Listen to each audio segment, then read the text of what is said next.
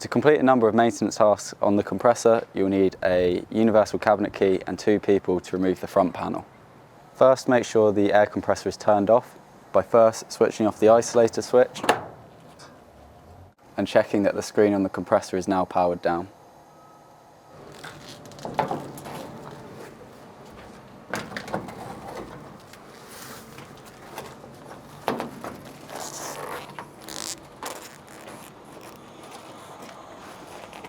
It's important to drain excess condensate from the receiver tank on a daily basis. Make sure when you do this you wear ear protectors and the tube is pointed downwards to remove water away from you. To do this, you can press the test button on the auto drain, which will drain condensate from the system,